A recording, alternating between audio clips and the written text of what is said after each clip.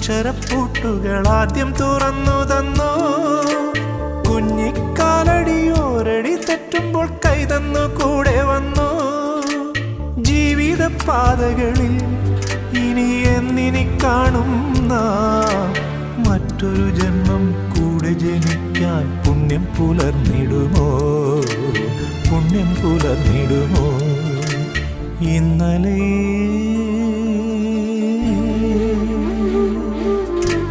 ഇന്നലെ എൻ്റെ നെഞ്ചിലെ കുഞ്ഞു മൺവിളക്കൂതിയില്ലേ, കാറ്റൻ മൺവിളക്കൂതിയില്ലേ?